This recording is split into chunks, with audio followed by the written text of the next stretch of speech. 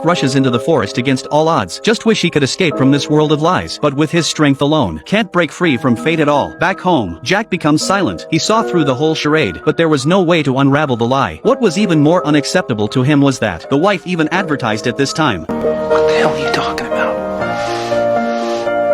Who are you talking to? The wife was seen through. She couldn't pretend any longer. She grabbed a kitchen knife and tried to defend herself. In desperation, Jack has to subdue her. Do something! What you say? Just as Jack is trying to get to the bottom of it, Tom, his best friend, finds him with a beer. The two men then went to their usual haunt. Listening to all that had happened to Jack recently, Tom pretended to be concerned and said, no matter what happened, he would stand by Jack, and he would trust him without reservation. Little did Jack know at this point that his friend's every word was a script written by the director, and in order to make the plot even more dramatic, the director even brought Jack's father back to life in situ. I found him for you, Truman.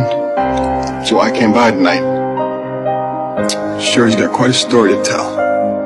Unaware, Jack slowly walks towards his father, naively believing that it was divine providence. Meanwhile, the director arranges close-ups, while the accompanying music builds up. Touching reunion images brought tears to the eyes of viewers in front of the television. The reality show's ratings reached a new high. However, just when everyone thought Jack's life was back on track, he suddenly disappears from the camera out of nowhere. The director was naive enough to think Jack had simply gone into hiding, but when Tom found a tunnel that had appeared out of nowhere, everyone realized that Jack had already escaped. There is no way to. The director decided to stop the 30-year-old reality show. This left viewers in front of the TV wondering. Immediately afterwards, the director sends all the actors and actresses on a carpet search of Tawiwan Island. Even the moon in the sky turned into a searchlight to help in the search. But even so, they couldn't find Jack, considering that it might be a problem with the light. The director defied his staff. The sun rose early and the whole island of Small Island instantly went into daylight. Finally, after much searching, they saw Jack on the sea. But everyone was curious how Jack, who was originally afraid of the water, overcame his fear. The director rushed back on air. All the viewers were excited. There was even a bet on whether Jack would make it out. At this moment, Jack was holding the pieced together photo with memories of his first love, Roland, in his mind. Seeing this scene, Roland in front of the TV was moved beyond words. To stop Jack, the director wants to arrange for someone to intercept him at sea. But after asking around, none of the actors knew how to sail a sailboat. Having no choice, he decided to activate the stormy weather. In a vain attempt to stop Jack in this way, as the wind gradually increased, the calm sea suddenly becomes stormy, and Jack and his boat became instantly shaky. The next moment he lost his balance and plunged headlong into the sea. But he grabbed the rope just in time. With a lot of perseverance, Jack climbs back on board again. Seeing this scene, the audience in front of the TV also cheered him on. That's the best you can do!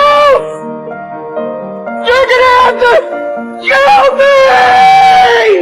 The director was infuriated by these remarks. He disregarded everyone's advice, turned the wind right up to full level. In a matter of seconds, a huge wave hit the boat, and Jack was knocked unconscious. Just when everyone thought he was going to give up, Jack came to his senses and struggled to stand up. Then, with all his strength, he raised the sail again. At this moment, everyone was impressed by his perseverance, and Jack sat in the stern of the boat enjoying the hard-earned peace and quiet. It wasn't long before he finally reached the edge of Small Island. Seeing the hull of the boat rooted into the wall, Jack reached out in disbelief to touch it. Remembering 30 years of being trapped here like a clown, Jack's heart was filled with resentment and anger. He punched the wall with all his might, trying to vent his anger, but after a while, he cried out like a child in anguish. But after calming down, he finally found a way out. At last he walked up the stairs with heavy feet, and opens the door to the real world. This is the end of the film.